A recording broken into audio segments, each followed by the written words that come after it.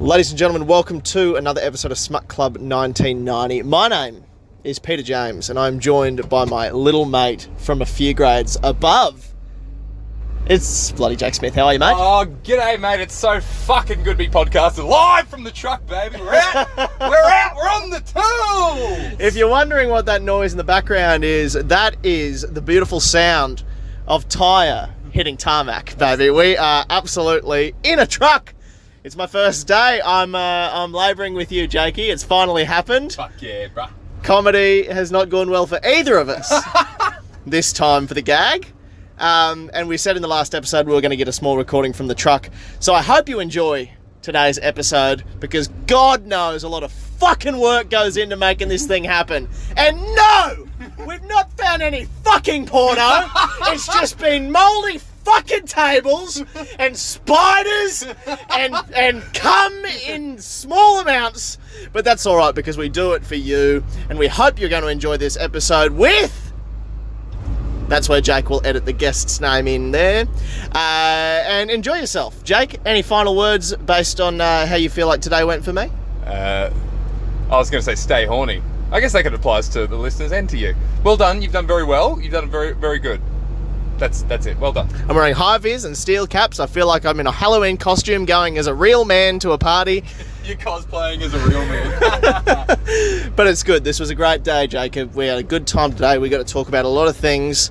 And it's the first of many. So I'm sure this will become a recurring part of the podcast, you and I labouring together. Oh. We'll let you know what we find. But in the meantime, enjoy today's episode with the guest.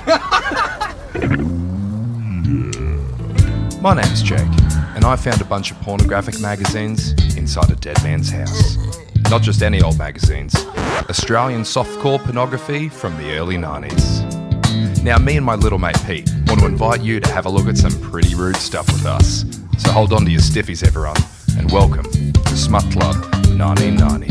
Ladies and gentlemen, welcome back to another episode of Smut Club 1990, the only podcast where we peruse 1990s Australiana pornography. My name is Jake Smith, and I'm in the shed out the back of Mum and Dad's house. They fucked off for the afternoon, down to play the pokies. And I'm joined by my mate from a few grades below. It's bloody Peter James. How are you, buddy? Mate, I am so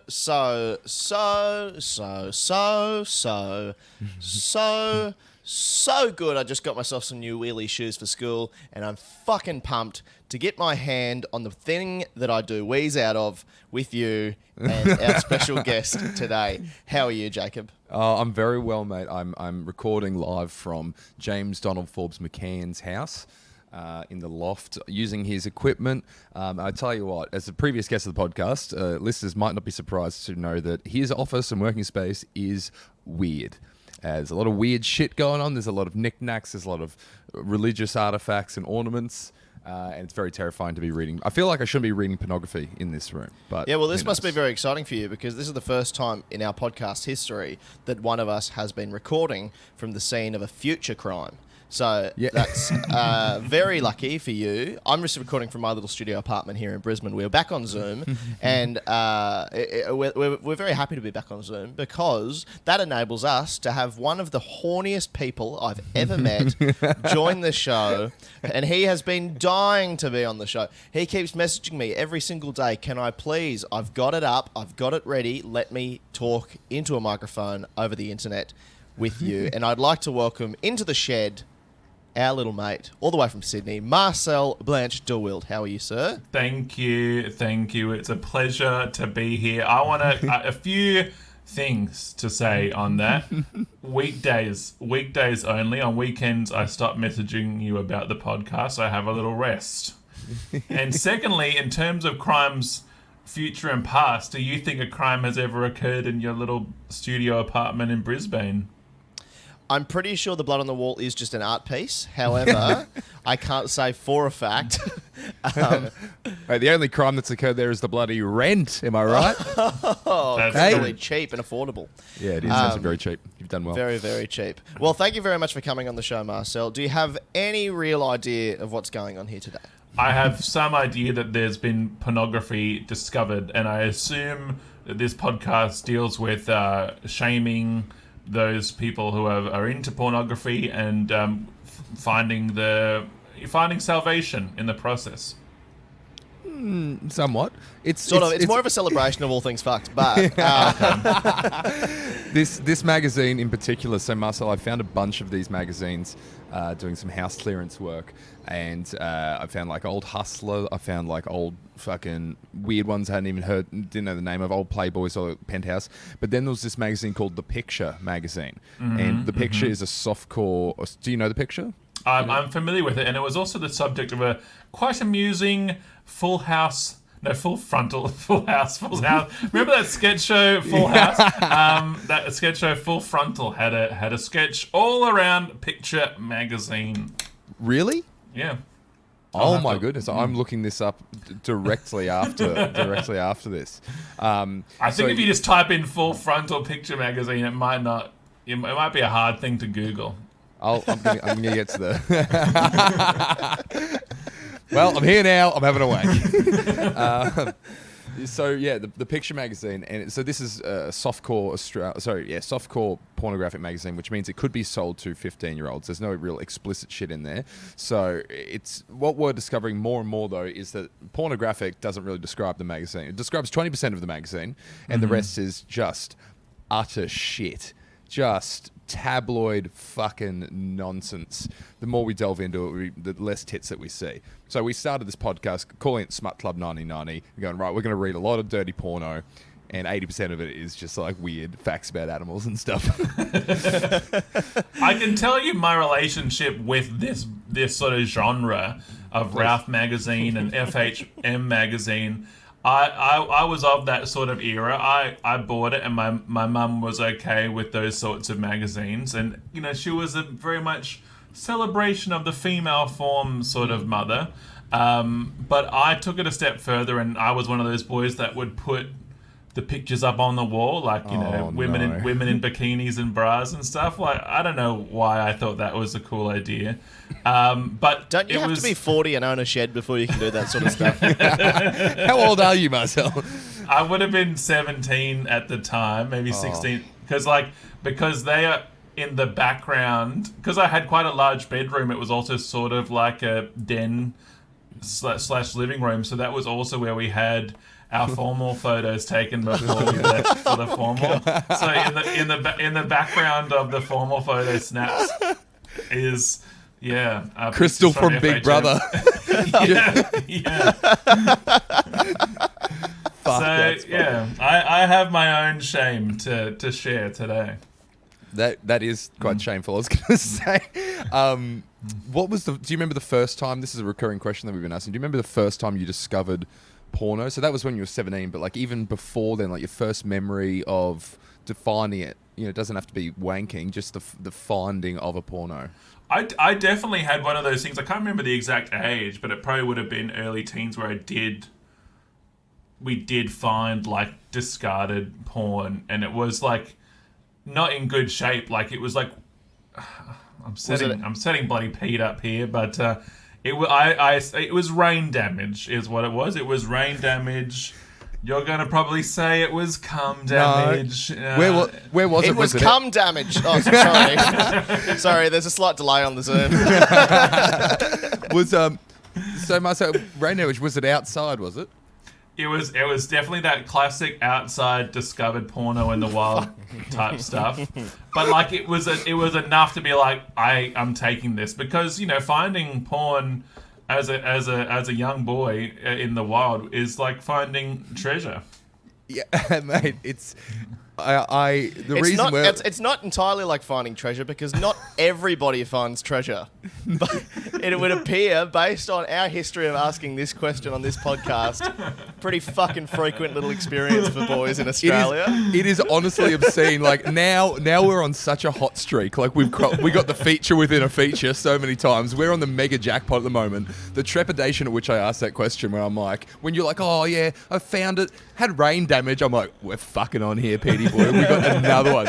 We're on a hot streak of like seven in a row that found it in outside. Oh, and man, I'll tell you as well that the thing that makes your story unique, Marcel, is most people, they find it in the magazine in the bush, and then they leave it in the bush, but not Marcel. Marcel, he says that would look good framed, and hung in the family home for all to see. Yeah, one arm around Madeline in her nice little gown. You've got an oversized suit on, and there's just Nikki Webster behind you. Yes, Fucking this Our is 3 kids, correct. Marcel, and then there's, of course, Jezebel.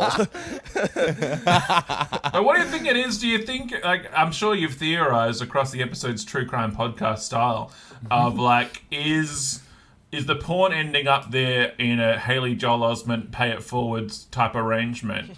Or is it like, I got to get rid of this porn. I've hit a certain age. I'm just going to chuck it out, and it just finds its way to the next person. Yeah, but I don't know about you. When I throw things out, I put it in the bin. I don't go down to the creek and bury it. Like, if I was doing a crime, then maybe I'd bury something in the creek. I was going to say, I'm giving some pretty hectic deja vu here, Jake, of you on the phone crying, being like, what do I do? What do I do? And I'm pretty sure go to the creek and bury it was my advice. I think burying Don't say something, which creek. There's a lot of creeks. Do not incriminate. burying something right next to a water source. I mean, come on, amateurs. Do you think there's also any possibility, and this may sound ridiculous, but I'm no scientist, I don't understand how chemistry works or horticulture, but is there any chance that maybe youthful semen, when ejaculated onto soil, could potentially grow magazines? Moving on. So, what we have today... I want to be as far away from that comment as possible. I believe strongly in yes and, but I just wanted to make sure that if that was cut out, just to use in court, that like you wouldn't hear my voice in the background. I like the strong resolve of a unified no from Marcel and I. I know you're waiting for one. It was no, Peter. There's silence on that one. I have heard more coherent shit being yelled by the homeless people in Rundle Mall than what you just said. Do you reckon if you come on the ground, does it grow a porno mag? Fucking Jesus. Way idiot, to Peter. reveal our next guest before we even get them on, you fucking moron. Catch us for the live show down by the mall's balls. Thanks for keeping it Adelaide for me. Adelaide boy at heart, so I appreciate that. No worries. You're from here, are you? Yes, indeed. Can't you smell it on me when we met last? So which creek am I going down to for this porn, then, if it's local? I mean, Torrens River is the way you want to go. Fantastic. Now, mate, let's get stuck into these articles. Now, what we've got here is we've got 2 articles here today. We'll see how far we get through. Now, these articles are by Derryn Hamster.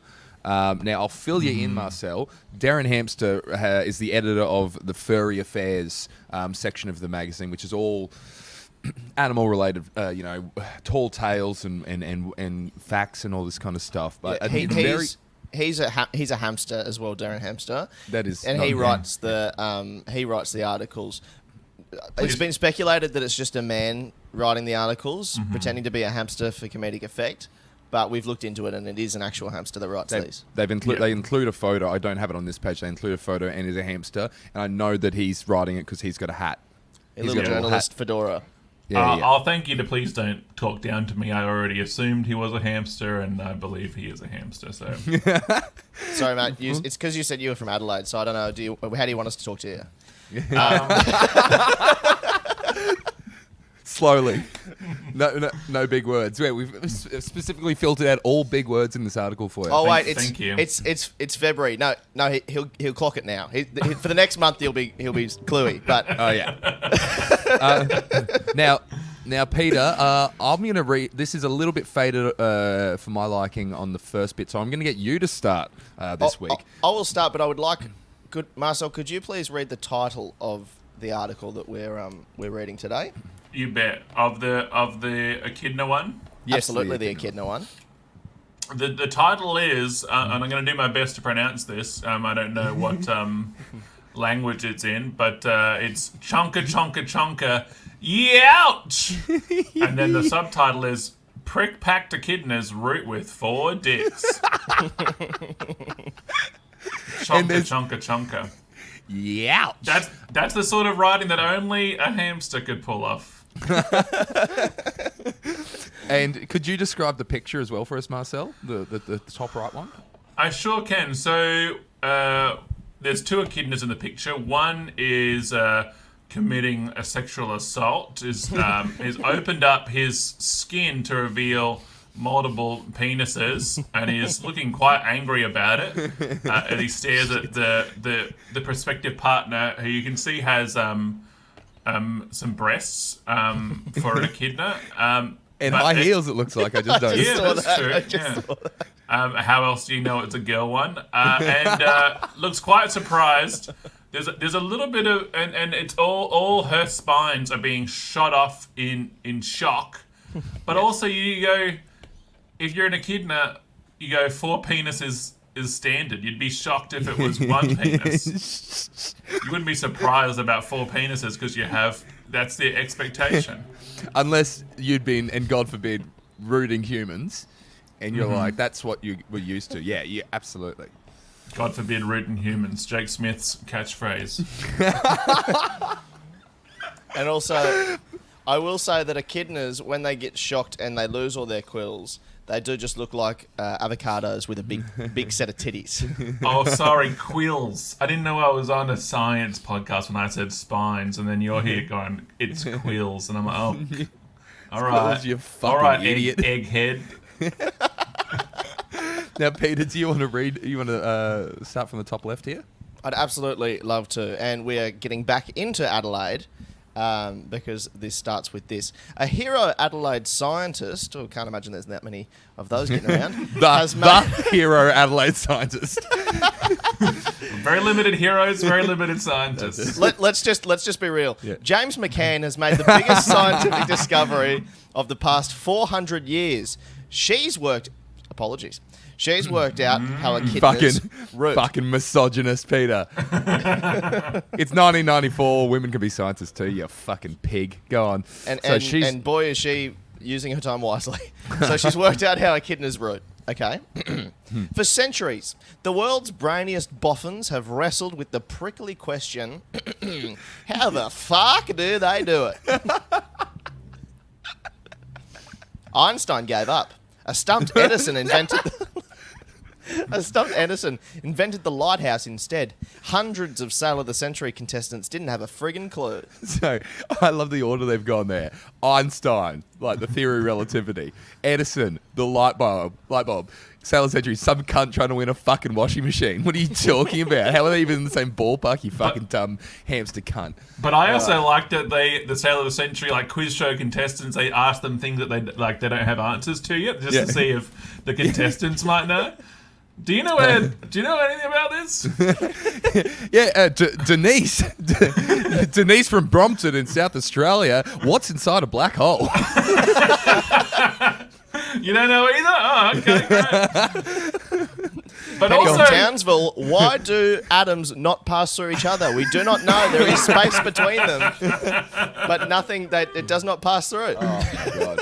This one's for the game. Oh, okay. All right. Continue reading there, Peter. But that didn't deter Peggy Rismiller from the University of Adelaide. For 6 years, Peg followed a bunch of... I'm sure she doesn't like being called Peg. No. Dr. Peg. She's like, please call me by my That's full my name. OnlyFans name.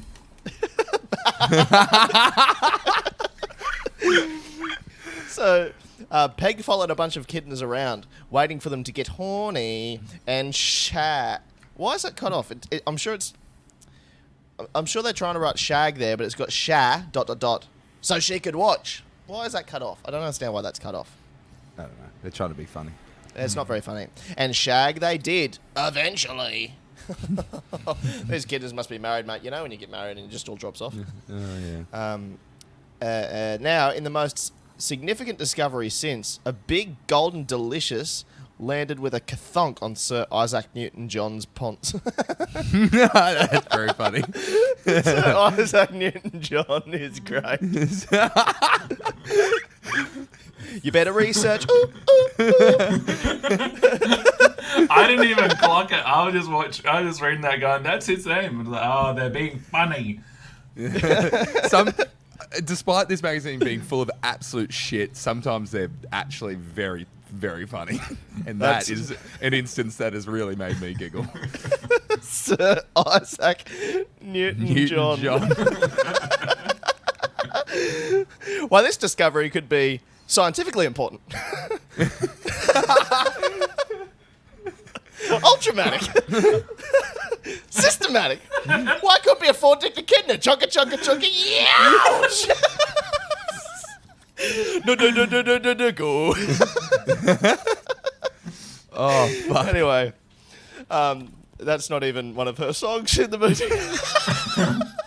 Only remembers the man songs of Greece. Yeah, no, that Very was Sir, interesting. that was Sir Isaac Newton John Travolta who have accidentally done that. Oh, he saved it. My mistake. Anyway, Sir Isaac Newton Johnson Bonds. Peg's found out some truly remarkable sex secrets about our spiny pals and their rooting ways, such as, and it follows, male echidnas have 4 knobs. Each one looks like a cauliflower. Each veggie-like dongo can shoot spoonta all over the shop. This is a scientist discovery. Well, don't bring it into the shop. If you know it can shoot all over the shop, then why would you bring it in the shop? Oh my god, never take. Oh, and you've taken it into the fine china. There's spoonta all over the fine china. But there's something I want to say about this sort of thing is like someone makes a discovery, like it's a scientific journal that they've pulled this from probably, and I think the only way our readers will have any interest in any of this, what is interesting information about, you know, that you'd watch on a nature show or whatever, it's like we have to talk about cum every 2 sentences, otherwise our readers are just going to tune out. Yeah, it's just constant, has to be about rooting. It doesn't have to be animals, doesn't have to be humans, it just has to be someone's rooting. A sentient being has to be getting its fucking rocks off, or that's it, you've lost me. So sorry. And talking down in like the most, like you are the biggest idiot ever if you don't, like this is how you need to absorb this information. I will say, in their defense, to be fair, we've read some of the like re-submitted shit that comes into this magazine. Thickos read this. This was absolute, just toilet people with toilet brains. Yeah, it's no good. It's Zoo magazine. Yeah. Do one of you Peter. two want to continue reading, or would you like me to, or what do you want to do? I'll do a little bit, and then we'll hand over to Marcel. It says here, you might think that having 4 dicks is very, very good news as far as blokey echidnas are concerned. But that's not such good news in that they have to chase the Sheilas around for more than a month before they can score a root. Ugh. Bloody hell. Looks like I identify as an echidna. Oh, shit. Fucking hell. You see what I mean about this podcast being played in a courtroom? There's just certain excerpts that just will fit really beautifully. Well, also, you think I would have found a point to relate to this story before then, when they said the 4 dicks thing. All right, Peter. How many dicks is too much? If you got cursed by a witch or whatever, and she cursed you with multiple penises, how many penises before it becomes a problem? I'm gonna say 5. Yeah, you could handle up to 5, or 5 is too many. I think 5 is too many because I think 4, you've got in my head, you could, because one goes out the bottom left, one goes out the top left, one goes out the top right, one goes out the bottom right. I think if you got 5, you got one in the middle, and that's pretty much useless. But with 4 dicks, though, you've got to wank like when you do a schooner carry at the pub. Like with your hands. Easy. Listeners, he only thinks in beers, by the way, Marcel. That's the only way he can compute. I don't know. Like, I forgot I was on camera for a second because I've got the article up, and with my hands, I'm just like doing it while you're talking. I'm like, yeah, that'll work. Yeah, that's good. So it says here, they have to chase the Sheilas around, the Sheila echidnas around for more than a month. Then even when they do catch up with a piece of spiky skirt, they're expected to fuck for at least 6 hours. Sheesh. And then it says here, another problem the blokes...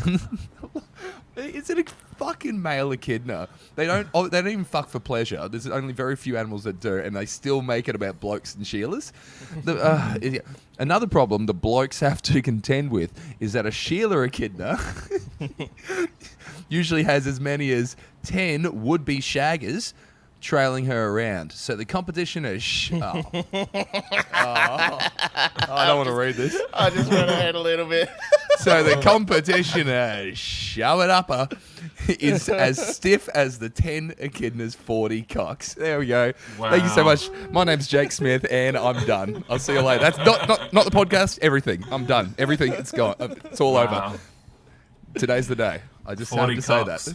Do you want to take it there from there after 40 cocks, Marcel? Oh, it would be my absolute Do you want to take pleasure. it after 40 cocks? Hey, mate, just do the 40 cocks and then read on, please. I can see him in the background, mate. They're waiting. So just can you take care of that, and then can we do the fucking podcast, please? That's 40 And cocks. is the assumption being, have we discovered Mr. Hamster's credentials? Has he been to journalism school? University of Adelaide, mate. No, that's where the scientists went, but the journalists Yeah, but that's how we met her themselves, to write the article. They were classmates. Oh, you think they've actually met? You think that he got special permission? I think maybe he's gone to QT there at the University for the Wheel World. Wow. What do you think about that, Peter? You like that? Wow. It's every this episode. magazine, very it feels like paper. It's like pretty cool the way it feels. I think he would have studied a lot from the newspaper clippings on the bottom of his hamster cage. Yeah, you can only get the tiniest little bit of information. Fuck! just shrapnel of fucking paper. It's a Pixar movie waiting to happen. You know, like a hamster growing up in this cage, reading newspaper clippings, and being like, one day I want to become a journalist. That's good. That's You're gonna write in the porno, kid. Come on, keep working. You're gonna get in the porno. Come on. And boy, did this kid write. Boy, he knew how to write. They said it could never be done. A hamster can't write in a porno. And then all of a sudden he comes out with Chonka, YEOWCH. That's the moneymaker. And from that moment on, the whole world over knew about Derryn Hamster. Have you seen the hamster's article about the echidnas? Oh yeah, I've seen the hamster's article about the echidnas. And then there's a montage of him around the world on planes. Now, not to be too pedantic, but it typically is the editor that will choose the headline. So Hamster probably wrote the article, but then he has to come to the editor, and the editor is the one that goes, I've got the title for this. It's an editor. Editor gets paid more to come up with Chonka, YEOWCH. That's an editor's job. Just on that, the YEOWCH, that's a pain thing. So I reckon I just realised that it's probably going to get a little bit cooked, because whenever they're talking about rooting and there's pain involved, then I reckon we're up for some pretty cooked shit in the next couple of paragraphs. But that's good because you have to read it, Marcel. Yeah, anyway, I just after the 40 cocks, Marcel. I will read on. I just also want to highlight. So are we saying Chonka is onomatopoeic for fucking? Is that the idea? Yes. I would say so. Okay. I just wanted to double check. All right. And even if they all buy her flowers, say how nice she looks, and offer to take her skiing in Threadbow, more often than not, the Sheila just Goes tells? tells them all to fuck right off. Eventually, when the female does decide she's ready for a length of man meat, she digs a hole in the ground, buries her head in it, and waits with her ass in the air for one lucky punter to play hide the sausage. And then in brackets is a note from the editor. I used to know a Sheila like that once. Wow. I forgot about edited notes like that. Those sort of edited notes. Yeah, fuck. Yeah. All right. Once the female echidna signals she's ready to root, the blokes beat each other senseless until only one remains standing. Jesus Christ. And Did you that's what the little cartoon down the bottom is as well. I've just noticed that's all the echidnas beating the fuck out of each other, and then the middle echidna she's got big eyelashes, so she's the lady, and they've got a jackhammer and a shovel, and they're just There's hitting each other with all of it. There's one echidna on an excavator out the back. Oh, mate, as well. Look at this. So, see the echidna with the highest echidna in the thing? Yeah. Look to the right of him, and there's just... He's ripped a dick off. He hasn't ripped one dick off, he's ripped all four. There's just four, like the cauliflower dick, like a little bundle of cauliflower shooting through the air with blood spurting out of it. It looks like he's decapitated a jester. Like, that's a... Well, what I truly say as well about the echidna dick. You say it's 4 dicks. It's 4 protrusions off one thing. Like it really, like, for people, people going around boasting about I got 4 dicks. You've got a. It's a. What do you call that sort of? It's more like a see an enemy type thing. It's like a. I don't see an enemy. I see a friend. Love the echidnas.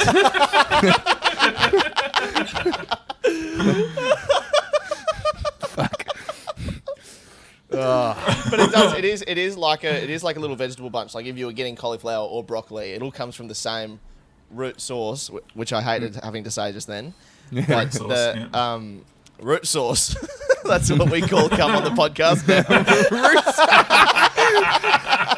Root sauce. I thought root sauce sounds like a fragrance for men. Yeah, those the little ones you get for $2 in the men's room. Root sauce, also by Gwyneth Paltrow. I also just want to quickly raise the fact that one person is bringing one echidna to the echidna fight. He's bringing an excavator. Like, I never knew that was a weapon that you could bring to a fight. Yeah, and the excavator is sentient because it's got eyes. I believe that excavator is being driven. I think that might be the woman echidna who's digging the hole to get fucked in. Oh, good observation, Marcel. Sorry to come and mansplain to you guys on the podcast, but that's what's happening. That's so funny that they think they use a little excavator. Well, they've got to give it to you. Boys. They got to give it to you in tradie talk. You know what I mean? Like tradies are reading this on the job site. They got to be able to communicate with them. Yeah. All right. So the blokes beat each other senseless until only one remains standing. All right, take it from there, Marcel. We'll finish this article off. The winner then spends 3 hours feeling up the Sheila and whispering meaningless French phrases in her ear until she says, "Okay then, but it better be good," or something like that. Then it's rumpety-pumpety-pump for another 3 hours until all 4 Tockleys explode at once. The weirdest thing about all this, though, is after all that effort, you'd think the echidnas would at least go out for dinner, or see a show, or have a smoke. But they don't. They just fuck off pronto in different directions, and they never see each other again. I kid you not. Oh, a wonderful little. Thank you so much, David Attaboy. Oh, that was very funny, Marcel.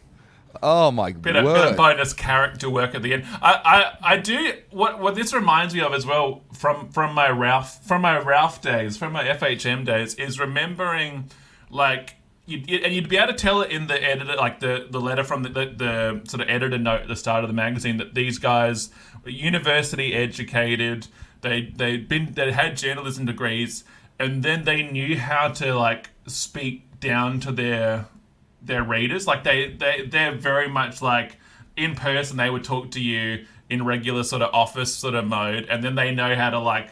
Essentially, they're doing tradie face in a way of being like, all right, let's talk how those blokes talk. And this writer, Hamster, would never sound anything like this talking to you, but then just goes into, all right, mate, bloody fucking blah, and then go, hey, would you like to go out for a latte and cappuccino after this? Like, Yeah. It's so false. Yeah, so performative. Yeah, absolutely. Absolutely. Well, I think I'm looking at the time. We made great time on this one. I guess we'll save the other article for another day. Sounds great. But that was absolutely fantastic, mate. That has been, honestly, I must say, one of my favourite ones that we've done for quite some time. That was very funny. Mate, it's such a treat when, because we don't read ahead, sometimes it's just you go, yeah, this one's going to be sick, and it's almost like because it looks so ridiculous. The standard's too high, and they're just shit. They're just horse shit, terrible articles. This very funny article. Oh yeah, Marcel. In case we didn't make clear, we don't read any of it ahead. Like we can skim, very lightly skim, to see if it looks like, what's the main, if we can get a little bit of an idea, but we cannot read it at all. It's honesty policy. So don't worry. I assume you put it as little to any work into this as possible. I didn't assume you put anything into it. I'll tell you what was great last night. So because you're in Adelaide, Jake, I was at your club, Good Chat Comedy Club, which is where the magazine has been stored, because that's where we generally record from. And I had to go and get it last night, but I had to squeeze past Dilrook last night to get the magazine out of the thing. And I was like, "Oh, sorry, mate, I just got to get something out." And he's like, "Oh, what do you get? What do you got to get?"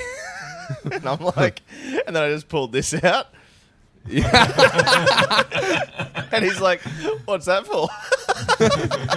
Just going for a quick wank, mate. That's all right. Yeah, but it's really hard to explain. Oh, it's for like sort of an art project.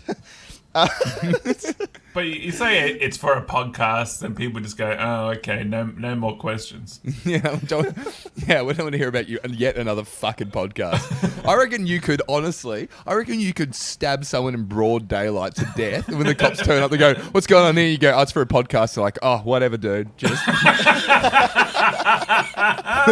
fucking okay." Right. I'm not. Don't tell me what it is. I'm not going to listen. You're just like stabbing this guy. No, I'll send you a link. It should be on that. It should be on Spotify next week. Just go through my link tree in the bio. Fuck off. Fantastic. Marcel, now you're coming to, speaking of Adelaide, you are returning home. The hometown hero is coming back to the city of churches. Mm-hmm. When are you here?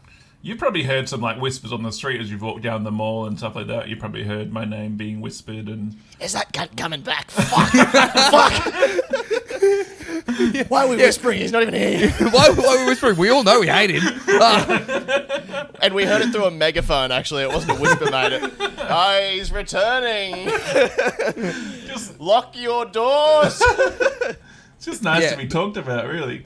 I'm doing a couple of shows. I'm doing my improvised show, which is called The Newlyweds, which is with my wife. Yes, I'm married. Sorry, everybody. And all right, Borat. Thank you for finally recognizing my skills. I am also directing a show called Anastasia. I'm sure there's heaps of fans of the 1997 animated film Anastasia that listen to this. There's a real cross-section of people who are into porno mags and comedy and that sort of thing. But people can look me up and see what I'm up to at Marcel BDE on Instagram. Yeah, Marcel. BD is for Big Dick Energy. It's for my last name. Also, I have a podcast called We Need Help, and it's improvised, and it's stupid, and it's very funny. How good. How good indeed. Fantastic, mate. Well, we can't wait to see you down here. You'll also be appearing as a guest on Shad and Pete Save the World in Adelaide. So any Adelaide listeners, you can get your tickets now. Adelaide Fringe is officially kicked off. And Shad and Pete Save the World will be down here. Good Chat Comedy is producing it. Peter is starring in it alongside Shad Wicker, former guest, friend of the show, and a whole bunch of comedians from across the festival. Also, there's Crowd Control, which you're appearing on, Marcel, which is a very fun crowd work comedy show. And Peter, you're also going to be appearing or hosting a couple of them. And what do you got going on, Petey boy? You got something very exciting on Monday, don't you? Yeah, if you live in Cairns, Monday night, Laughing Heart Comedy has its debut show at our new venue, Three Wolves Whiskey Bar, which, if you live in Cairns, you know is the coolest little spot going. So please come down Monday night. Just hit up the, hit up the DM, Smut Club, if you live in Cairns, and I'll chuck you some cheeky discounted tickets. But I'll also say as well, so Shad and Pete Save the World, obviously, coming to Adelaide in March. Please come along if you do live in Adelaide. But if you live in Brisbane, Friday, 25th of February, we have our second show for our yearly, monthly installments. Sorry, now that we're at Good Chat every single month. So come along. We'd love to see you there. Just hit us up as well for the DM and we'll get you some cheap old tickets. But it's going to be fucking awesome and we're selling fast, so get into it. Absolutely. How fun. So much on. Well, Marcel, thank you for taking the time to read this absolute horse shit with us. Appreciate it. And I'll see you in person in a couple of weeks. Can't wait. Lovely stuff. Peter, I'll see you in a couple of days, cunt. Hey, Come on now. All right, boys. Thank you very much. See you, Thank fellas. you. Bye now. Bye-bye. Bye-bye. Bye-bye. Bye-bye. Bye-bye. Bye-bye. Now, Bye-bye. bye. Bye-bye. I've done a cum.